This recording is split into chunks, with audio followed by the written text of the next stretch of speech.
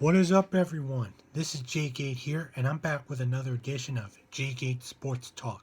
This is the second episode of the JGait Sports Talk series. I got some topics to cover today, so let's get to it. First off is the MLB postseason. So far, 2016 postseason has been phenomenal. The Cubs Giants NLCS series, phenomenal. A lot of great action we saw in that series. There was my man JGait hitting 3-run home run in Game 3. Chris Bryant hitting 3-run shot to tie it up in the bottom of the 8th or 9th, I believe. But unfortunately, the Giants won that game in 13 innings. But it was a great series overall. The Cubs won it in the 4th game. And I was so happy because I want the Cubs to go all the way, because it's been 108 years since they won a World Series, 1908. And I'm really looking forward to what's coming when they face the Dodgers in the NLCS.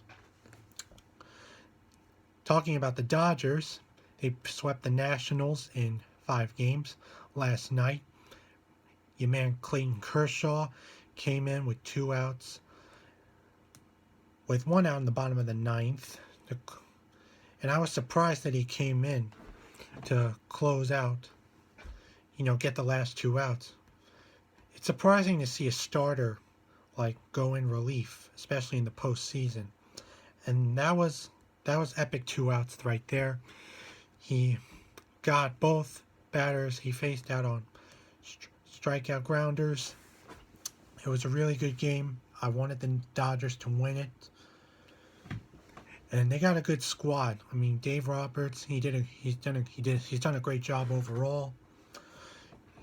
I mean, I'm really looking forward to seeing what's next.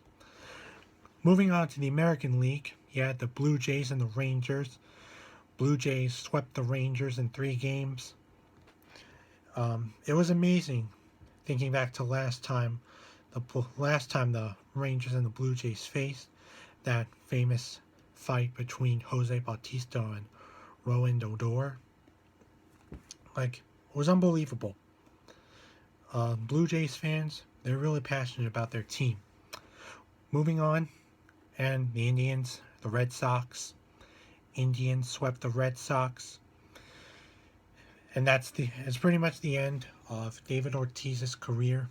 So, bye-bye, Big Papi. It's been great knowing ya.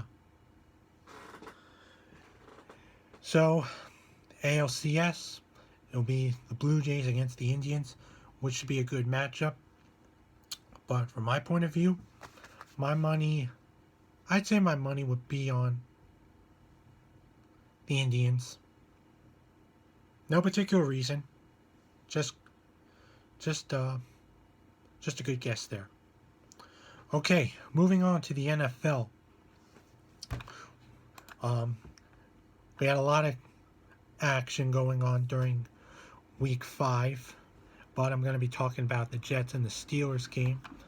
The Steelers beat the Jets 31-13.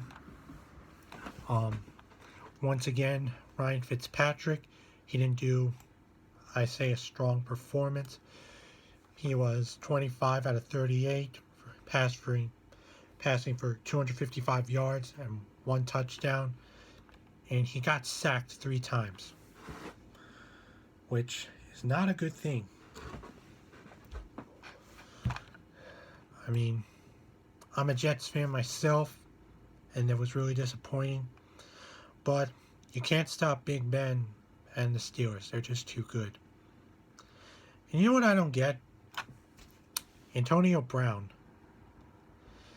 when he tried to wear Muhammad Ali-inspired cleats, and the NFL told him that he had to remove them or he would get fined. I mean, he's already been fined two times already this season. I mean, what is up with the NFL? I mean, a lot of people say, oh, they're no fun. I mean, yes, there should be rules in place, and yes, you shouldn't and should not do certain things, but, I mean, come on. It's just cleats. And he was just trying to honor the greatest fighter of all time. And who wouldn't want to honor Muhammad Ali? I mean, come on. Talking about the Jets, I mean, the Jets got 99 problems, but the fans ain't one of them. Alright, moving on to,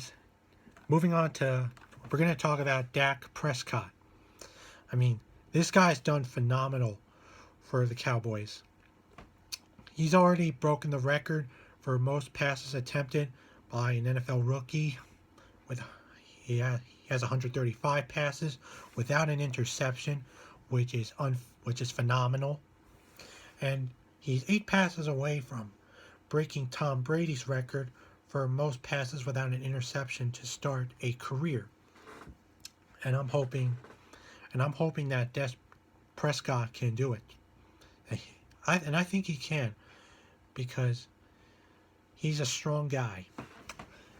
And a lot of people are saying, and I'm sure some of you not have heard, that Cowboys owner Jerry Jones has said that the Cowboys are Tony Romo's team, and then when Tony Romo comes back, he's going to be on the roster immediately. He's going to start a game. But I mean, I know a lot of people think that, because Romo has been with the Cowboys for a long time, since 2004, and he's been the starting quarterback since 2006. I mean, he's a well-known guy on the Cowboys. But Dak Prescott is doing really well. So let's see where Prescott goes. And I guess the Cowboys will take it from there. Last night the Broncos and the Chargers played. Joey Bosa played his first game. He was Chargers draft pick. And it was a good game. Chargers won. They avoided a fourth quarter collapse. And I gotta say, for the Broncos side, Trevor Siemian's been playing really well. He's done well in place of Peyton. And I'm really looking forward to seeing as the season progresses, where the Broncos go. Maybe they'll get back to the Super Bowl, I don't know. But it would be nice. Moving on to college football. We got the Michigan game against Rutgers. Michigan slammed the Rutgers 78-0. Unbelievable game. They completely outscored the Rutgers squad. I mean, Jim Harbaugh knows exactly what he's doing. He's a phenomenal coach. I mean, that guy advertises himself really well. And they are one of my top teams in college football right now. And I have so many more other teams, but I'm just not going to get into it because that would take too long. And moving on, also in college football, we're going to talk about the Penn State kicker, Joey Julius. That guy is a freaking beast. The guy, he's 19 years old. He weighs about 250 pounds. And he tackles like he's a linebacker. Like the minute he kicks the ball and the punt returner starts running, Joey Julius, he's running up the field and he's tackling anyone he sees in sight. That's a guy who plays with a lot of heart. It's also learned that he suffered from an eating disorder, which he took care of. I mean, you don't see players like that too often. and it's really good for the sport. So hopefully we'll see more tackles from him.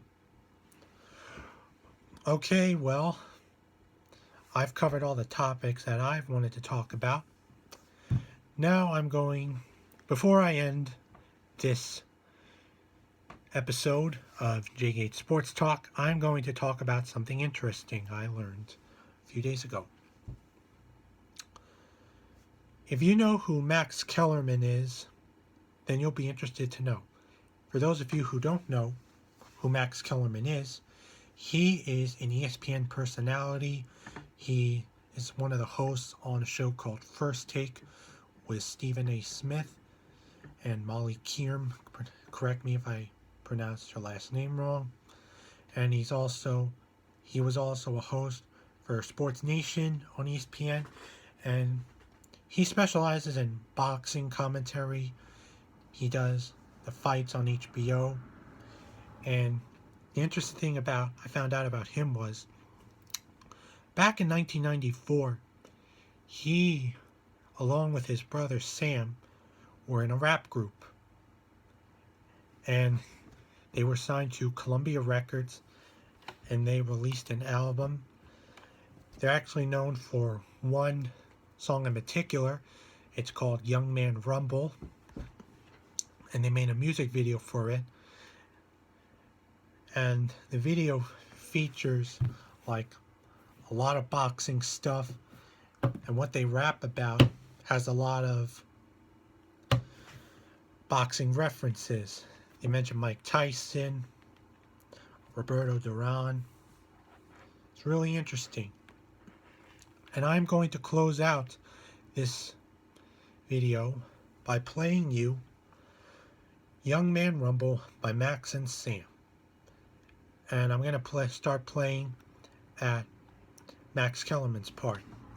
Now, for those of you who want to see the video, I can send you the link. Ask me, and I will send it to you. This has been JGait Sports Talk, and I'm signing off. Peace, yo.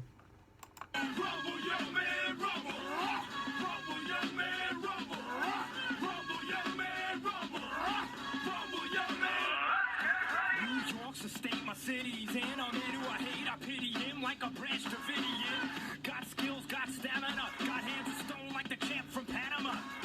Bodies drop for body shots, cause I could box, no need for clocks or karate chops. And if you wanna see who the best be, come and test me, come and test me, come and test me. Got stardom, clock gets stuck from the clock to the big bull yard in the South Bronx.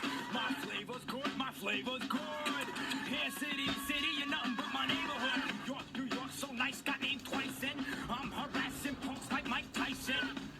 And I'll break a novice worse than Pernell Whitaker and up Chavez. See you later, y'all.